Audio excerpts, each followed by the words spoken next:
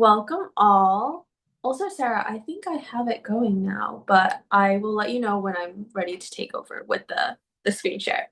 So, hi all, my name is Angela. I'm looking at two screens right now, so forgive me. I'm Angela, your Let's Get Ready coach. It's really nice to meet you, and welcome to today's workshop. So, in today's workshop, we're going to be talking about college fit. We're going to be discussing things like how you can go about researching college for colleges and how you can get started with building your college list. And we also have our moderator in the chat today. So they might be asking you for your name and helping me with polls, etc. So, little brief workshop overview. The goal for today's workshop is to talk about how you can approach building a solid college list and reflecting on what might personally be important for you when thinking about potential schools you can see yourself succeeding at. So we're going to be starting by discussing like what we think makes a good school, and then we'll talk about actually building the college list. And finally, we'll end off with talking about how fit might help you thrive and will help you thrive throughout college. And then I'll pass it on to Sarah, who will talk about next year's plan and how Let's Get Ready can support you during your senior year. Awesome. Okay. So I'm Angela. Hi again. I am one of the core facilitators here at Let's Get Ready, and I hold these workshops every month or so. And I am a junior studying biochemistry on the pre-dental track at Barnard College, Columbia University. I grew up first gen low income on Staten Island, New York. And a little fun fact about me that kind of relates to this workshop, well, it does relate to this workshop, is that when I was researching for schools, one of the main things that I was very unsure about was if I wanted to go to a small or a large school because I kind of like the aspect of both of them. And if you don't know a lot about Barnard College, we are a small liberal arts women's college that is located kind of within Columbia, which is a very large college. So that's how I ended up here. That was one of the main things that I really liked about this school was that it had both of the aspects of a small and a large school. Not trying to like be a little not trying to have an ad for the school, but that's how I ended up here, and that's how like you can have your preferences lead you to your own right school. So that's my little fun fact. I also have office hours, which are linked there. Thanks, Sarah. All right, so as always, we have a raffle of the day, and we'll be giving out a $10 raffle card at the end of this workshop. So you can participate by chatting a response or a question in the chat, and or unmuting and responding to one of my questions. And at the end of the year, we'll have a grand prize raffle where we give out these larger gifts and gift cards. And you can participate in this raffle by just attending the workshops. So keep coming and you might win one of these gift cards. Okay. All right. So jumping right into the workshop, the first thing we'll be discussing and doing today is thinking about the concept of a good school, like what exactly makes a good school. And truly, this is very subjective. Everyone's definition of a good school will be different, and we'll kind of be exploring that concept in this section. All right. So I would like you all to take about 1 or 2 minutes just to kind of reflect on this question of what you think makes a good school. What do you consider a good school or college? And you can feel free to write this down on your laptop, your phone, a piece of paper. And if you would like to, you can also unmute or chat it in and share it with us. So what do you think? Recording in progress. What do you think makes a good school? Okay. We have people saying diversity for sure. Decent food, yes. I agree with that, Kathleen. When I was looking for schools, I was also like, I can't go too long without good Chinese food because I get too homesick. Definitely. Um, I think when I was looking for schools, I was also looking for like a good community. That was definitely something that I wanted in a good school as well. Pretty campus, yes. Awesome. So continue to think about that and reflect on that. That kind of introduces us to this section because we'll be talking about how your definition and your preferences for a school. As you all think about your definitions for what makes a good school, a lot of it might come from internal or external motivators. And as you can see here, there's a few that we've listed, but there can be plenty that are outside of this. And it's normal to have both internal and external motivators as you think about what makes a good school for you. And some motivators might even overlap. As you can see, like higher earning potential can be both, where you might want to earn a high income for yourself, but your family might also want that for you. So it's okay. It's normal to have it in both. But a quick note on school prestige. The reputation of a school can be important to some people, but it should not solely determine your interest in the school. You shouldn't want to just go to Harvard because it's Harvard. You want to make sure that you like other aspects of Harvard as well and have some other motivators to go there too. A degree, honestly, from anywhere is useful. In this day and age, even an associate's or certificate will get you that extra pay, more than a high school diploma would. So finding schools that align with your motivators, will help you ensure that you have a good fit, and also your success in completing college, which is extremely important. Getting in is one step, but really going through all 4 years is the biggest, goal here. Um, Awesome. Thank you so much, Sarah. I was able to disconnect from the other side. All right, perfect. So just to kind of top that off, you can have, just to reiterate, like you can have both internal and external motivators into finding a good college or good college. Next section, thank you. So in this next section, we're going to be talking about the most important features of any solid college list and 5 steps that you can take into building yours. All right. So have any of you heard of the terms fit and match before? You can give me a little Zoom hands up or a little quick thumbs up in the chat or thumbs down. Thumbs up, thumbs down. Cool. Yeah, valid. I think a lot of these words get thrown around, especially with like college counselors, school counselors at your high school. You might hear some buzzwords around them, such as like for fit, you would think of things like location. Some buzzwords for fit might be like community.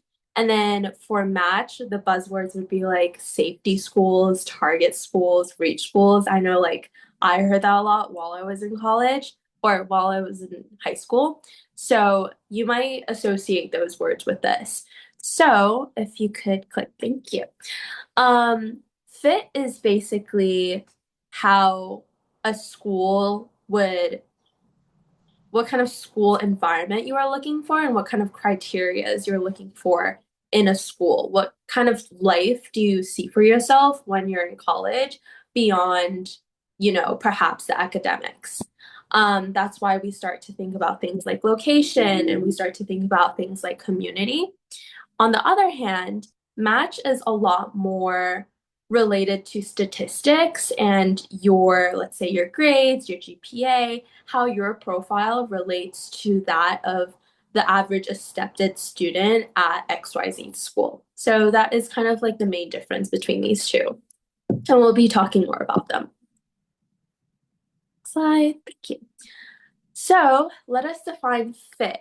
Um, Fit is a college that aligns with your needs, interests, values, and preferences. So, some of the things that you might think of upon this are your academic interests, your campus culture. This is what I'm saying in regards to like community, learning accommodations, cost. Those are all things that kind of fit into this category of fit.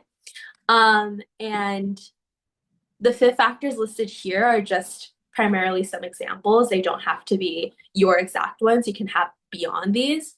And just to kind of share my own experience, when I was looking for schools, I was looking a lot into cost of attendance, primarily because I want to be a dentist one day, and I knew that that would cost quite a bit of money just to go to dental school, and I didn't want to like pile up a lot of interest or like loans while in undergrad.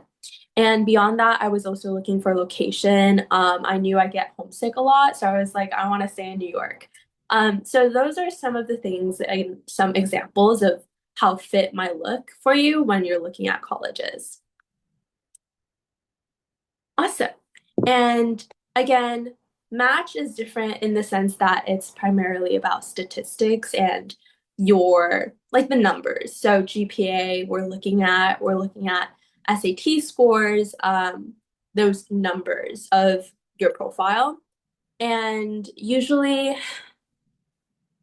obviously, this means that we're looking at one specific portion of your application. We're not really able to consider things like your extracurriculars or your your college essays, but match is definitely one of those things that you do want to consider when you're looking at schools. It's not holistic in that it's looking at everything, so definitely take it with a grain of salt, but it's one of the things that you do want to consider when you're looking at a school and your likelihood of getting into XYZ school.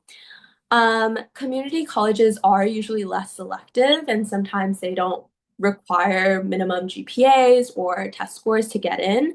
But some programs within those community colleges might have more competitive um, criteria, such as a lot of nursing programs are tend to be more competitive and have those requirements of like average test scores, etc. But if you're interested in those, then you definitely should research into them prior to applying. Awesome. Perfect. So, could I please have a volunteer read the slide for me?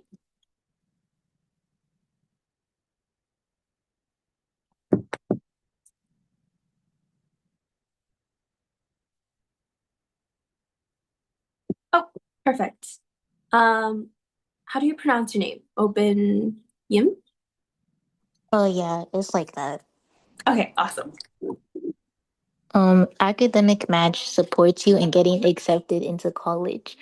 Fit supports you in graduating. Awesome. Perfect. And I actually have a follow-up question you can answer, or someone else could jump in. Um, why or how do you think FIT might support you in graduating college? You can answer if you'd like, or someone else could jump in.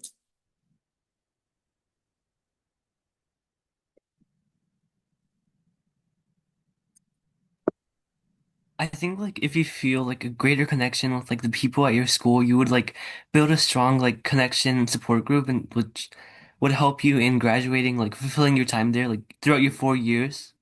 Yeah, definitely. And you get to enjoy your time more as well, right? That having that support group, perfectly said, by the way, would eventually help you in the long run of actually getting through college and graduating, which is our final goal. So, yes, great. Thank you so much.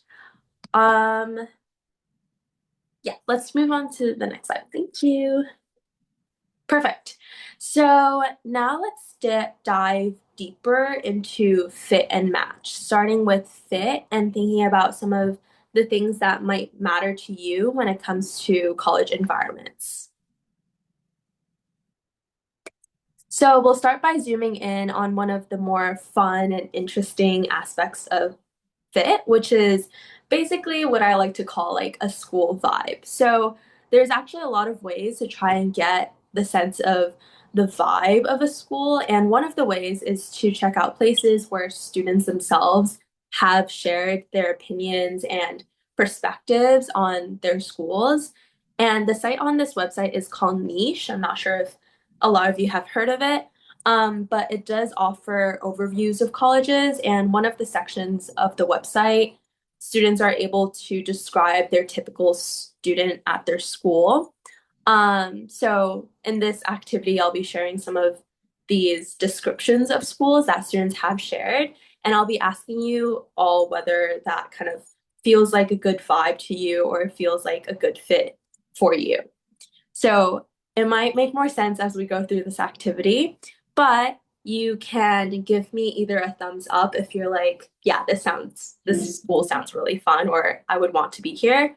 You can give me a thumbs down if you're like, no, or there's like this emoji that's kind of like a so-so emoji. So use those Zoom emojis, find them, and you can participate in this activity as we go along. Awesome. So we have first off Northeastern University, which is described as ambitious, busy, and involved. How are we feeling about that description? Do we want to be in that environment? So thumbs up, thumbs down, so. Thumbs up. Cool. Anyone else? Cool. We got a lot of thumbs up for that. So we have students who would like to be in an ambitious and busy environment and involved. I guess that is also a really good. A lot of students want to be involved in their campus. So awesome. Next one is CUNY Baruch, described as business-oriented, diverse, and fast-paced. Some students might not want to be in a fast-paced environment. Some students might like the fact that it's very diverse. It's all very subjective. So how are we feeling about that? So, thumbs up, thumbs down.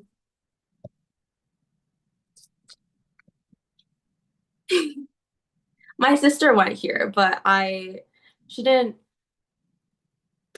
she wasn't very involved in school. So I was like, maybe I want to be in a school where it's like more student oriented and like groups and stuff. So it wasn't for me. But I think she kind of liked it. Awesome. Next, we have SUNY New Paltz, and people say that there's a lot of different people, hippie and individual. Thumbs up. New Paltz. I have a friend who goes there and she's like obsessed with that school. She has so many merch from that school. Very rep. Anyone else? How do we feel about this? Thumbs up, thumbs down, thumbs up. Awesome. Okay. Next, we have NYU, New York University, described as driven, independent, and goal-oriented. Might I add, the city is their campus. I have a lot of friends there. Thumbs up. Ooh, okay. We have NYU advocates here. Awesome. Cool. And Howard University, people say work hard, play hard, and very fun, but goal-oriented. How do we feel about that?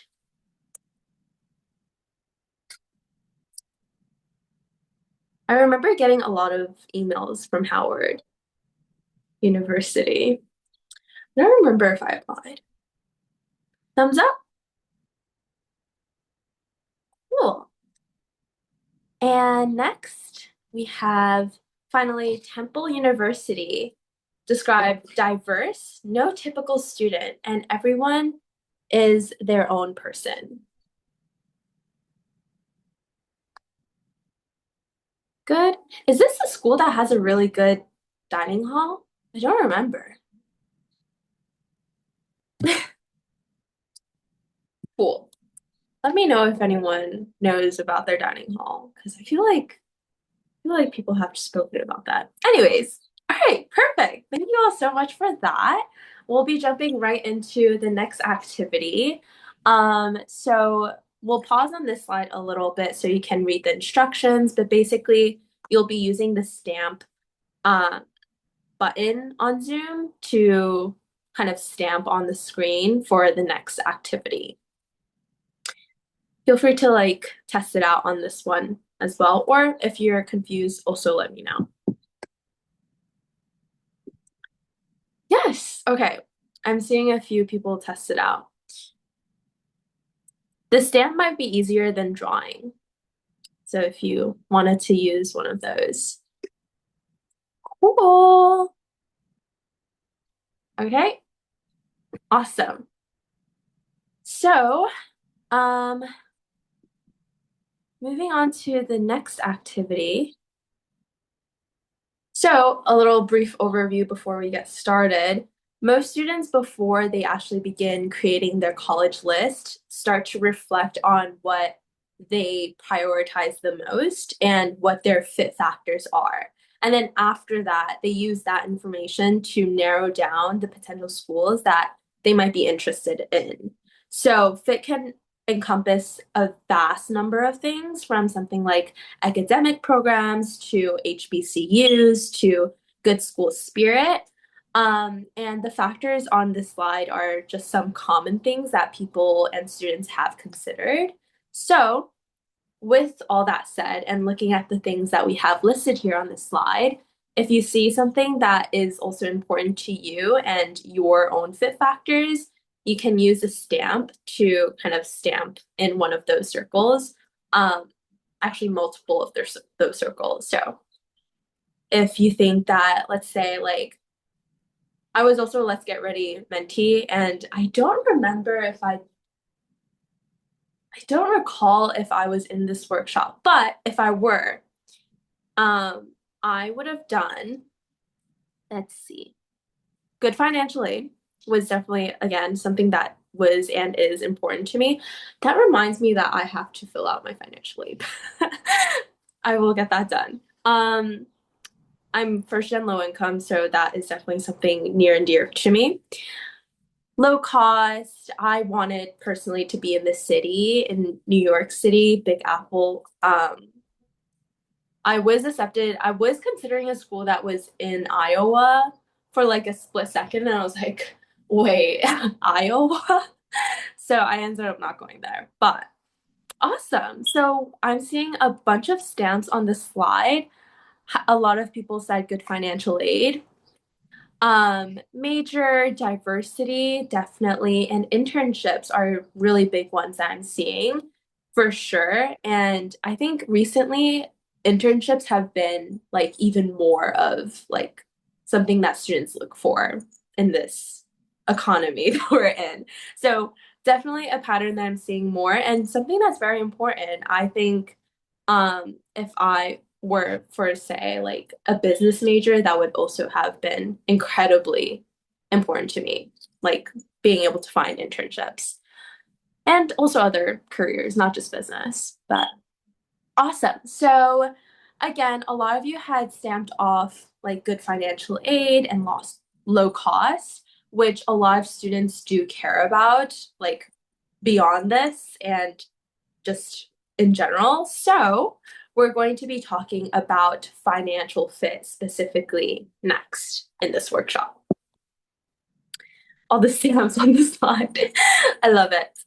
Okay, so we're going to narrow in on financial fit now, and you might have seen this slide before if you've joined any of our previous workshops, but it is very beneficial and it's very compact with good links and sources. So, good financial fit schools are typically schools that you will potentially pay less for to attend, which is the best way to make college affordable. So you'll want to be on the lookout if this is one of your priorities, financial fit and low cost. If that's one of your priorities, you'll want to look for schools with things like a low sticker price, good financial aid and maybe even merit scholarships. A little quick note that I wanted to add in as well is that financial aid does function differently for undocumented students. And so schools with low sticker prices and schools that meet 100% of demonstrated need for undocumented students is a really good starting point. And scholarships will also be quite important for that as well, and in general.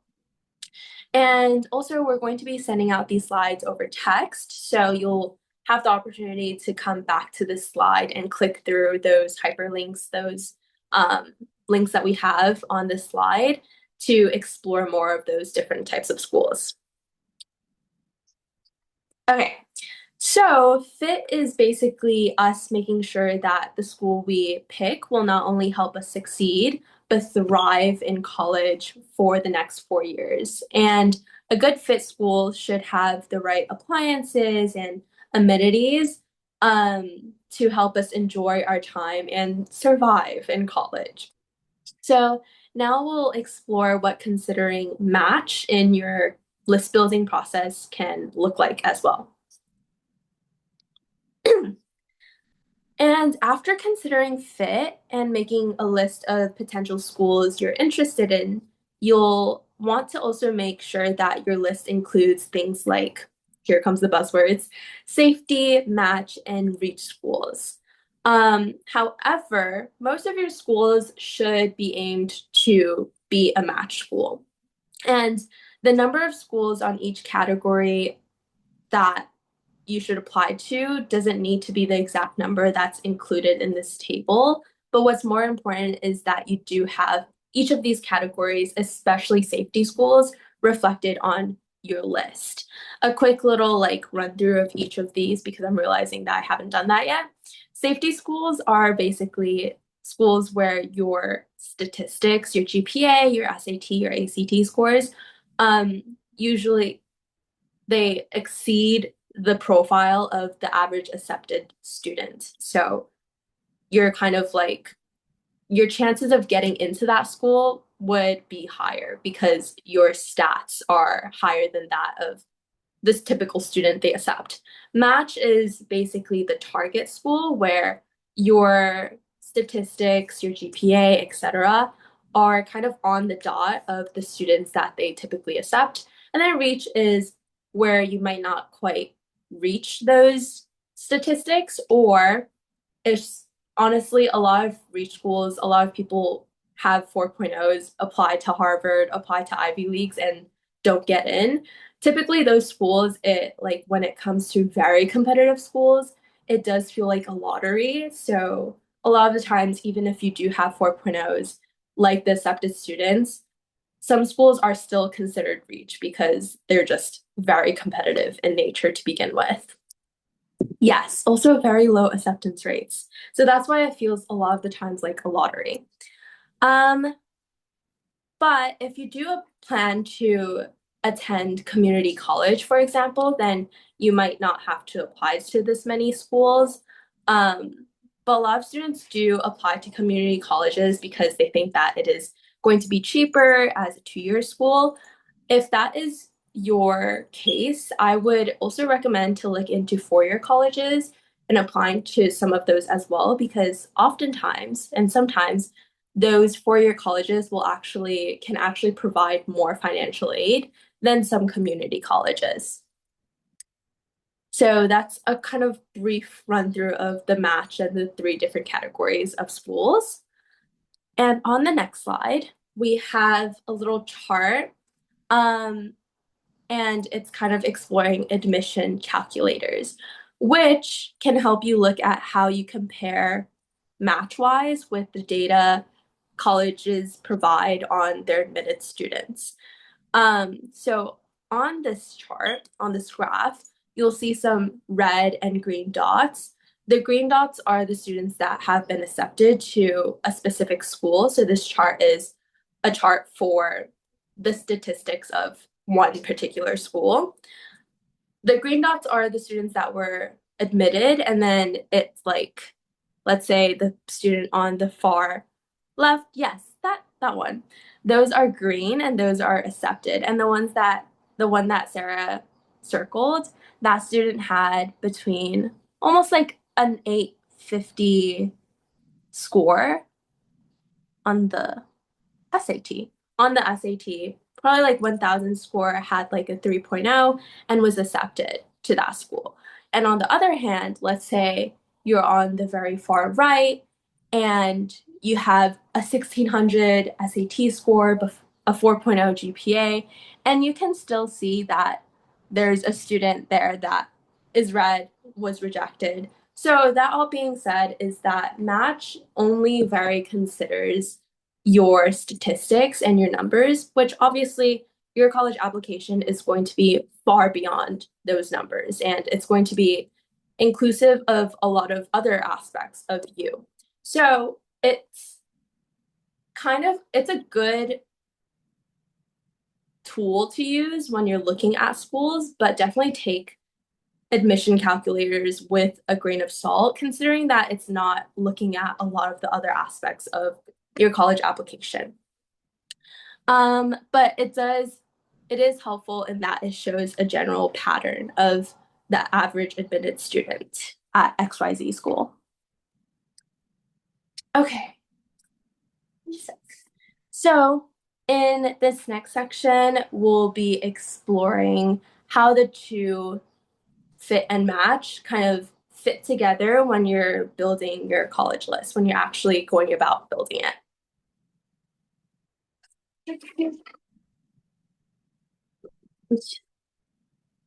So, to reiterate, match is your likelihood of getting into a college, while fit is how well the college will be able to fulfill your specific needs in succeeding in college. And therefore, it is very important to balance both fit and match while building a college list.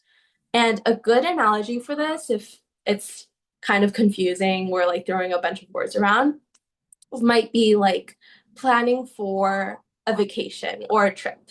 So, in this analogy, we'll be considering match as kind of what's needed to get to a particular destination. So, we'll think about things like how popular a place is. If a lot of people want to go to a specific destination, then it naturally be harder for you to get there at the exact time or date that you want. Similarly, if a school is very selective, usually accepting students with, let's say, a 4.0 GPA, then you want to consider that your chances of getting into that school can be slimmer and that you should have other options lined up as well. So that is match. Fit, on the other hand, we can consider as being similar to kind of considering the type of place that you want to be, the types of clothing that you like. So let's say you're planning for a place like Hawaii, for example. You'll want a summer wardrobe for the Hawaii heat.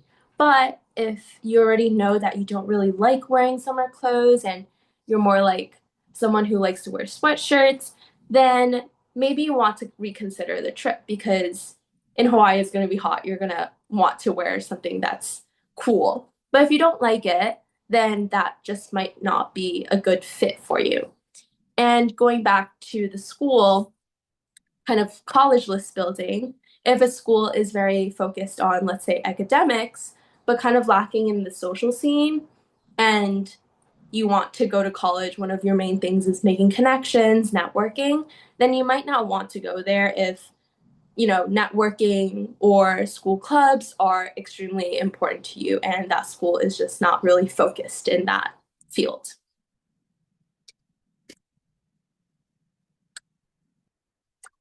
So to wrap up this section, here are 5 steps to building a college list, each of which will be here to support you with at Let's Get Ready.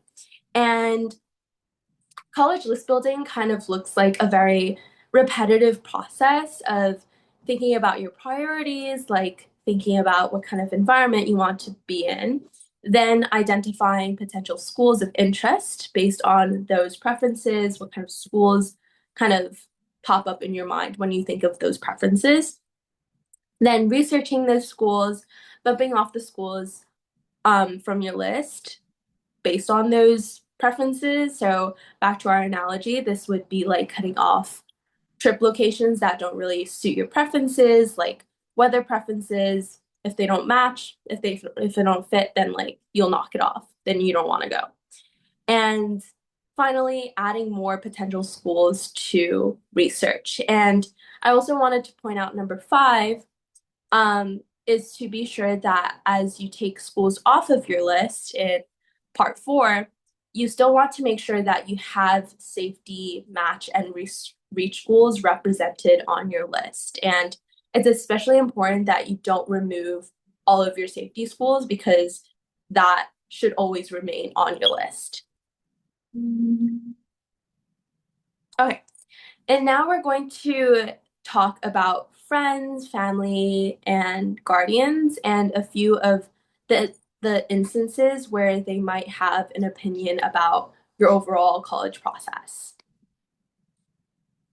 Okay, so using the Zoom raising hand feature, I would like you all to reflect on and kind of think about if you've had family or loved ones who have had opinions on where you go to school. Have you ever felt that before? And if you did, use the Zoom emoji. Raise your hand.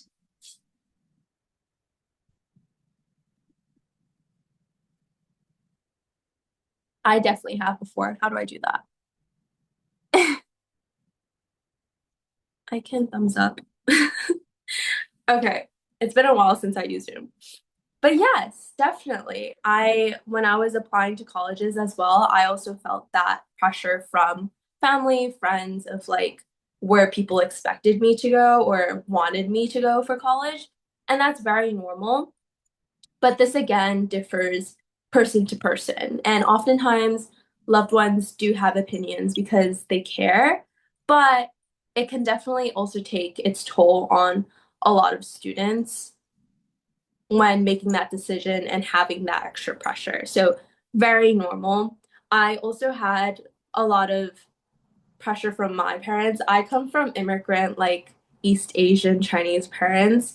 They are very like they definitely wanted me to go to a competitive, like selective college. And a lot of my friends from high school also had that experience. So it differs person to person. It definitely put some pressure on me. But I think one of the ways that I was able to kind of like work around it was to really reflect on like at the end of the day, I'm the one going to college and currently I'm the one paying for my college.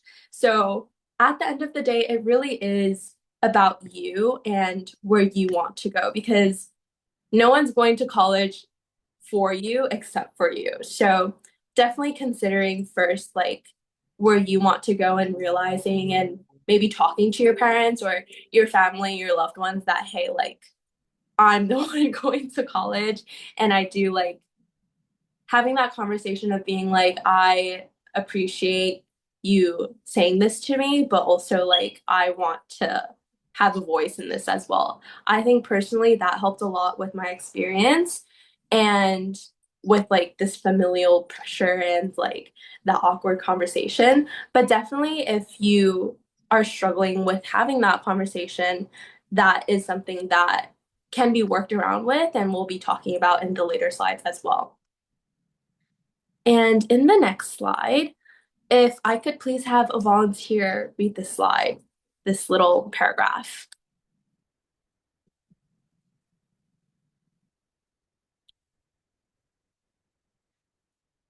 Yes, faithfulness.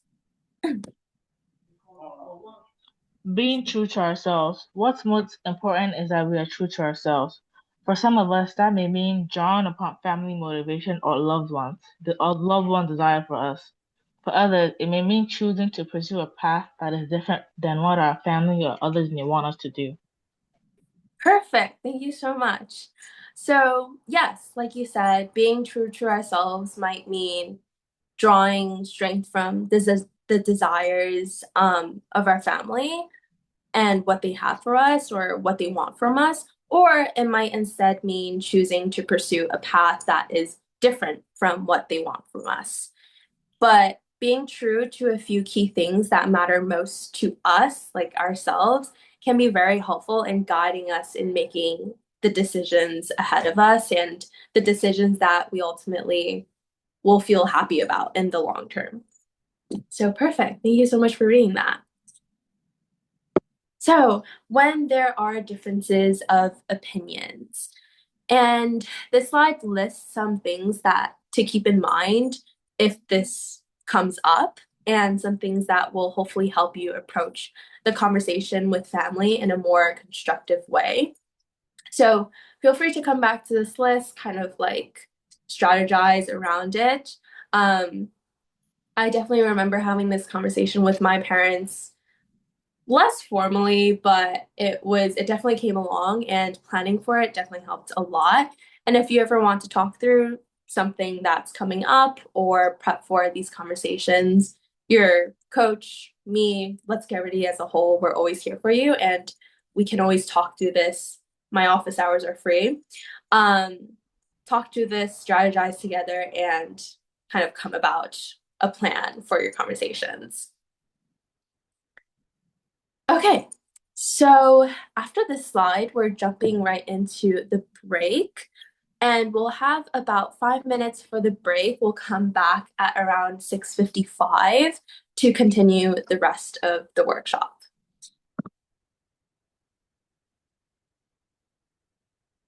Okay.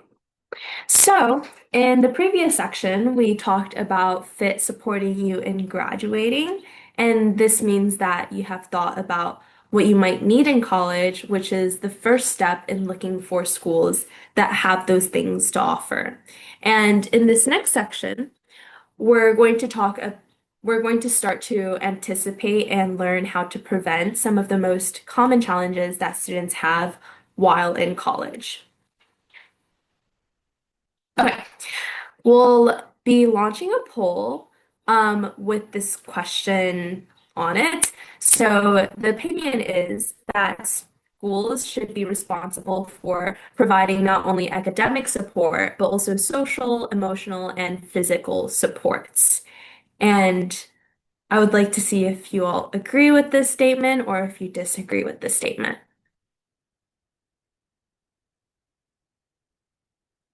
Okay, awesome. I think everyone have responded. So I got all agrees, which is great. Some students might be very focused on academic support, so that might differ person to person. But I think personally, I would also agree with this statement in that I want beyond the academic support because life can be hard in college, and I want the emotional and physical supports for my college as well. So, um, and honestly, the truth is that getting into college is very much only the first step, and graduating is the real goal in the long term. So, finding the right school for you is about finding a college that you feel confident will support you in graduating. And for most students, what supports them in graduating goes far beyond what is going on in the classroom and what they learn in the classroom. Um, but even if we do think that colleges should support our physical and social, emotional needs, they won't always all do so. So by first reflecting on your own needs, you'll be able to find colleges that are trying to meet the statement of supporting students even outside of academics.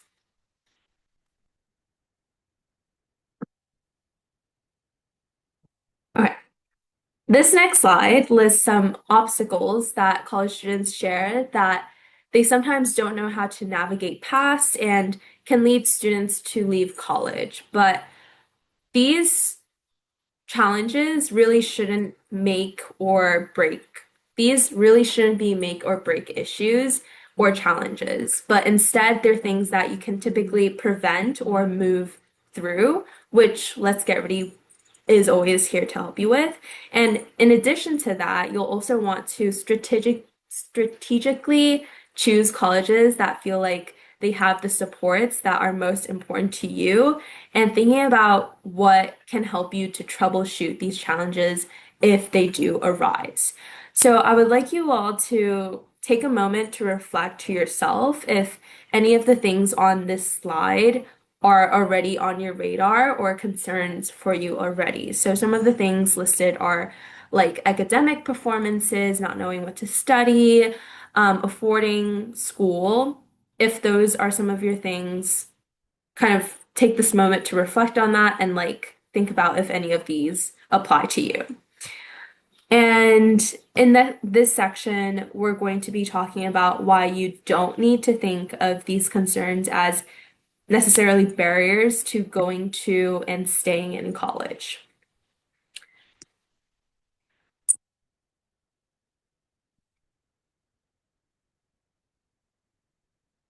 Okay, so I would like to know, what is one thing you do now that has helped you academically already? So this is our first step into planning for success now, and something that I want to know as well. So what is something that you already do that has helped you in school, academics, life? Feel free to chat it in or to unmute and share. I'm seeing well-rounded, to-do list. Yes, I try to keep a to-do list. Does it always happen? Not really. Going to teacher help sessions if I need extra help. Yes. For sure. That is also something that I learned through time in college that, like I'm paying for this school and I'm paying for office hours and maybe I should go. So if you like realize that now, that will really help you in the long run throughout college. Reviewing your notes, making Quizlets, yes, right? These are all great answers. And building on these strategies that you already use, along with maybe trying out new ones, is really going to you help support you into college and succeeding in college. Also, if you all have been successful academically, which you have been, you very much have the capability to be successful in college as well. Um,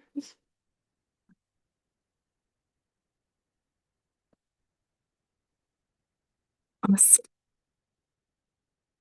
So we've talked about a whole bunch of things that students share becomes kind of like a stumbling block in their college journey. And some of them might feel relevant to you and others not. But summing it all up, these are things that you can do to be sure that your preferences are always being considered. And it's really kind of about reflecting on your own needs and your own preferences and keeping them in mind when you're looking into different schools. And in the next few slides, we'll be talking about some of the ways that a school can support you and ensure your success. And these considerations can also help inform you about what schools you'll want to consider adding to your college list as well. So, the way that you want academics support to look like will be personal to you. So, all of these things on the slide may not be important to you. But if one or two of them are, then you can look at the schools that you're interested in to see what they provide. And some of these supports that are listed on this slide include things like academic tutoring, the class sizes, relationships with professors, etc. Accommodations. I recall when I was looking into college, I think one of my shortcomings was I didn't look into a lot of these enough, but thankfully, the school that I landed at, I was just lucky. They have good support, but definitely research ahead of time because coming into college, my first year of college, I had broken my ankle. Like very first week of classes, just like fell, broke my ankle. All of a sudden, I was temporarily disabled and I didn't know what to do. So life really does happen, and having chosen a school and considered a school that has that support for you if things go south, that is very helpful because you want that support when it's there. So definitely consider these things, especially ahead of time, if you already know that you want some of these things, like academic tutoring, if that's something that's important to you. I know, yeah. It really did suck. But my school had really good accommodations. I felt that the small class sizes at my school also helped a lot with that connection with my professors and being able to have that accommodation. So definitely something to consider and to think about as you're looking into applying to colleges and creating your college list.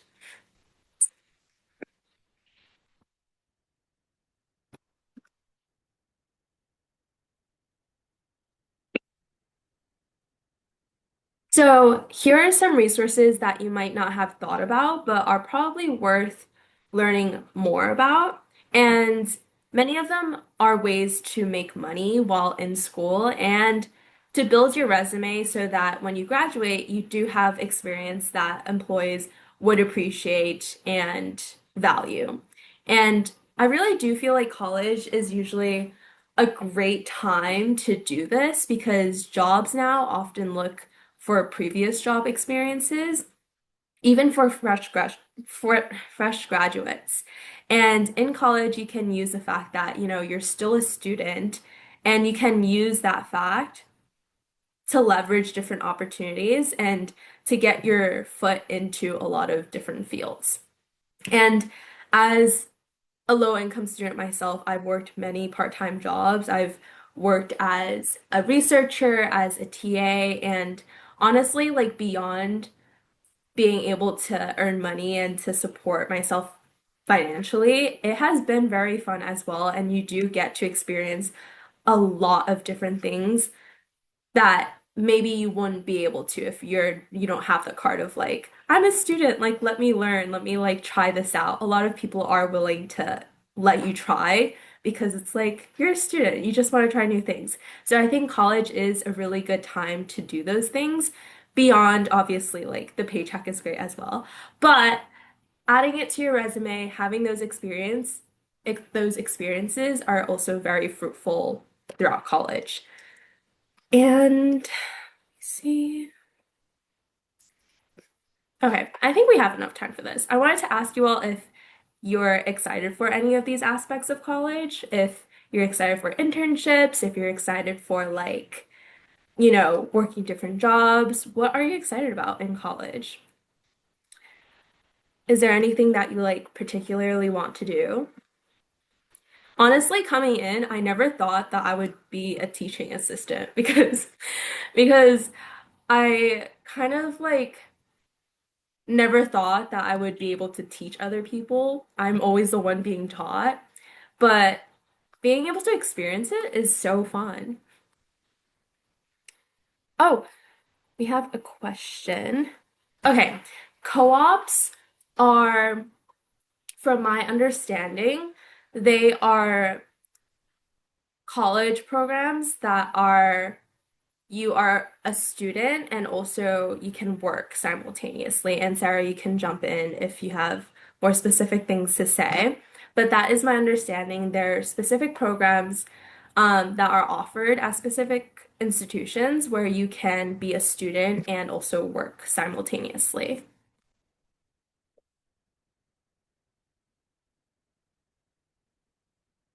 Also, feel free to reach out if through email.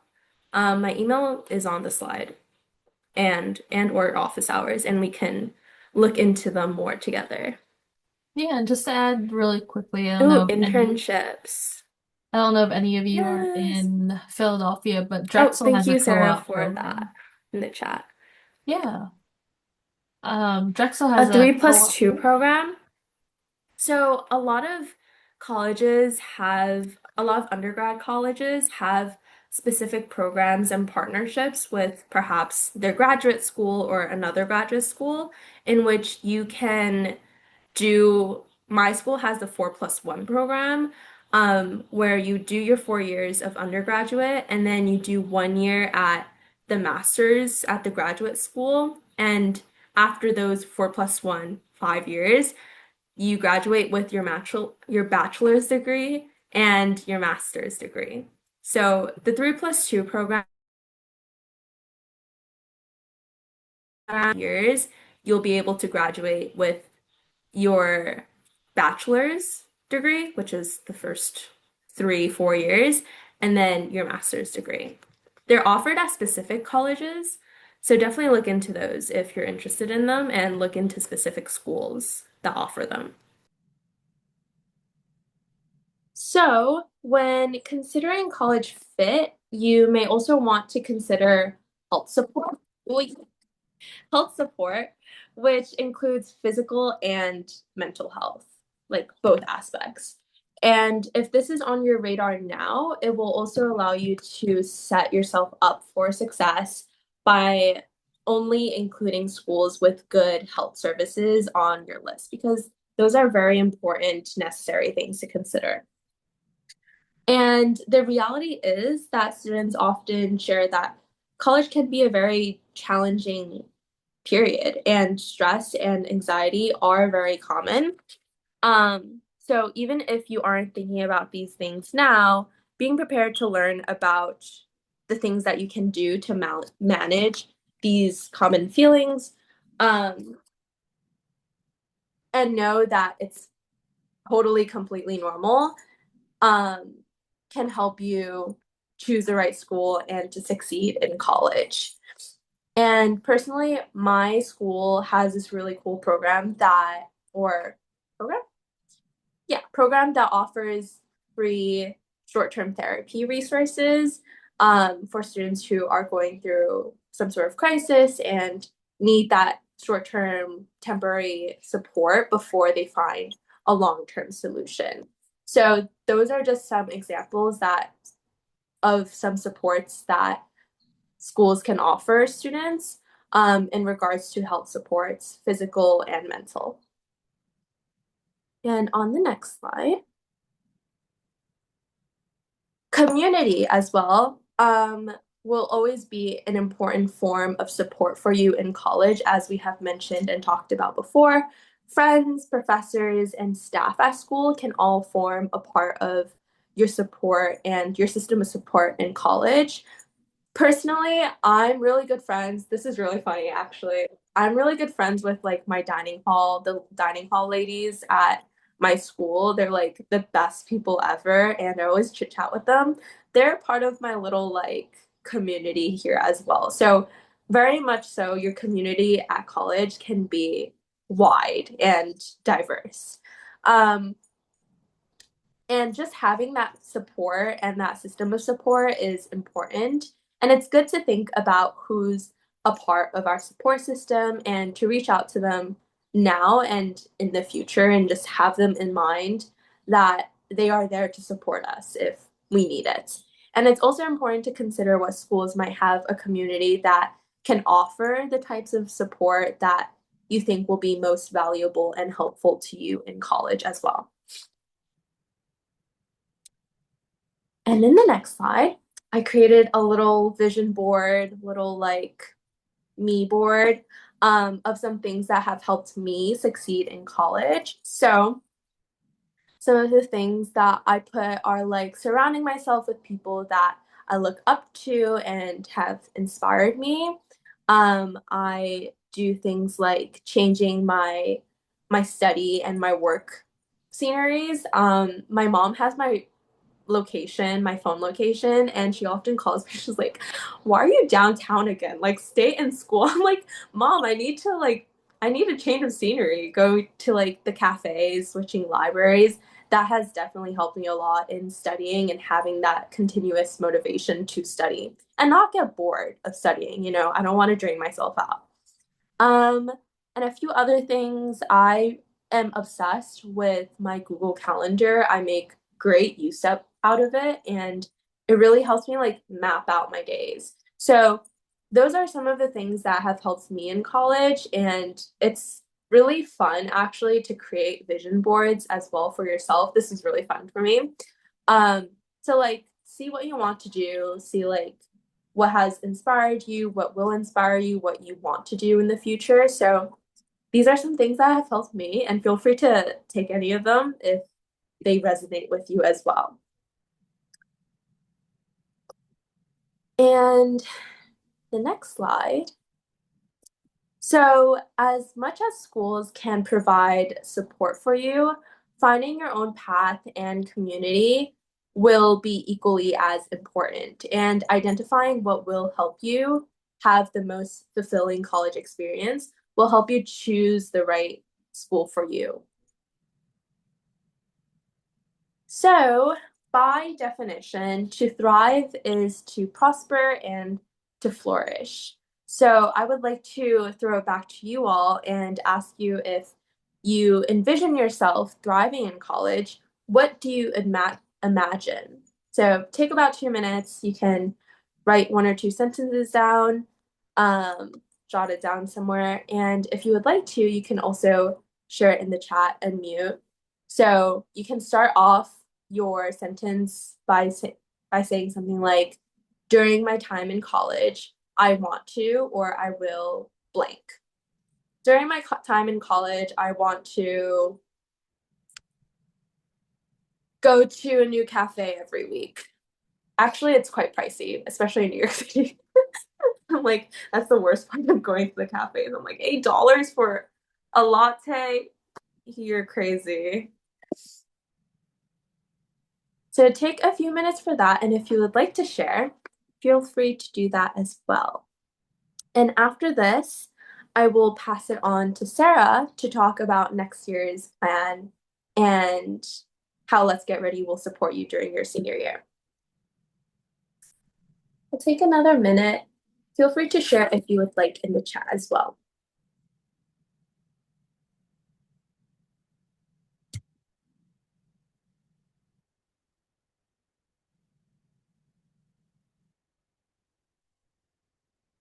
Also, fingers crossed, I don't want to buy a new laptop. I hope this thing fixes itself. It's also struggling to get my degree with me. Okay. Oh, yay, people are sharing. Yes. Oh, I love this. Yes. And you know what? College is the perfect time to meet your lifelong best friends, to be very inspired. I don't think I've been this academically inspired since I don't know when, until I came to college. And I was like, wow, you're like really smart. I aspire to be like that. And it's a great way to make friends. Awesome. So yeah, I hope you all continue to think about this and to really manifest what you want for yourself in college, and you're going to get there, trust. So without further ado, I will pass it on to Sarah to talk about next year's plans. If you're ready, Sarah. Yes, just give me 1 second.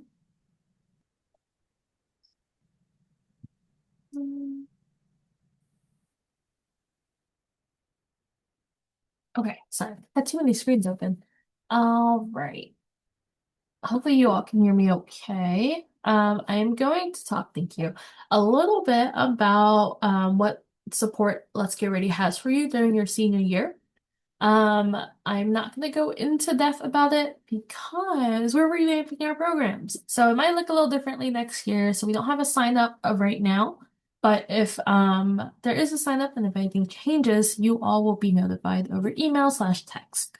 But what we have been doing historically is that we have a Core Plus program. And so I'll talk a little bit about that. But really quickly, I am Sarah Noon. I'm the program manager here.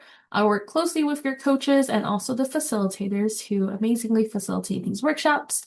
Adeline is a senior coach, and I work with also your junior coaches who have been texting you.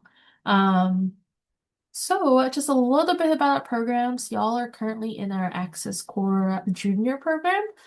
So you've all been getting text messages from your coaches. You are solely getting support over text and also these opportunities to attend these workshops and other opportunities that come along the way.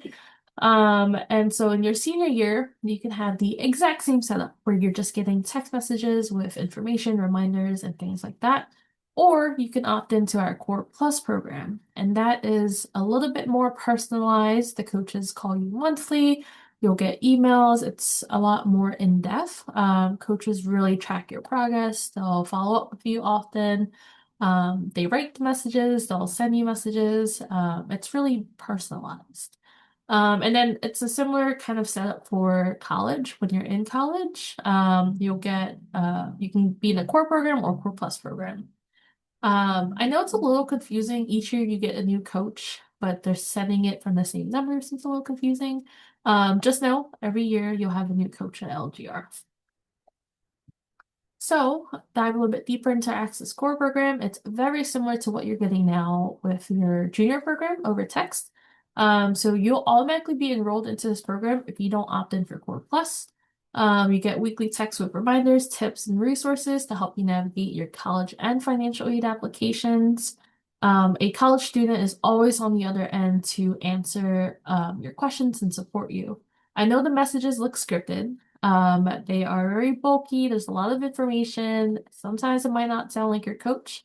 And that's because a staff crafts these messages based on a college timeline. So we want to make sure that you're on track, you're getting the resources and information you need. But once you respond, a college student coach is on the other side texting you. So I promise there's a real person on the other end, even if it looks nobody. And so in the Access Core Plus program, there is none of that. No staff is writing the curriculum. The coaches are doing it all themselves. So they will send you a message based on your progress, where you're at, and they track all of this information to make sure that you are on track. So it's a lot more personalized, a lot more in-depth, a lot more one-on-one. And this is really best for students who want that in-depth support with applying to like highly selective universities and colleges. They support you through as you make your college decision as well. So it's very in-depth, very one-on-one. And so this is just some feedback that we've gotten from students in the Core Plus program. This student specifically said that the most helpful area of support was the one-on-one calls. Although it was short and they didn't have much to work on, it was just helpful for them to know that someone's on the other side with them during this journey. And here's just a quick example of what that text could look like. This coach had followed up on something really specific that they know about the student and checked in on the progress. And then these are some more feedback that we've gotten from our mid-year survey this year. A lot of great feedback from students. A lot of students do recommend the Core Plus program. And then, as I mentioned, details to come. Normally there's a link here for y'all to sign up, but details to come. Look out for information over text or over email in the coming week/month. That's all. Any questions about any of LGR's program, Core Plus?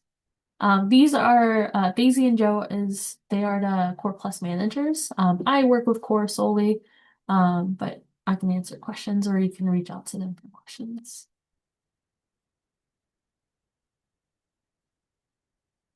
Cool. I'll stay behind if anyone has questions, but I'll pass it back to you, Angela. Okay, awesome. So, yes, that is all for today's workshop. I will stick around for any lingering questions about the workshop itself. So feel free to stick around if you have more questions, and if not, have a great evening, and thank you all so much for dropping by.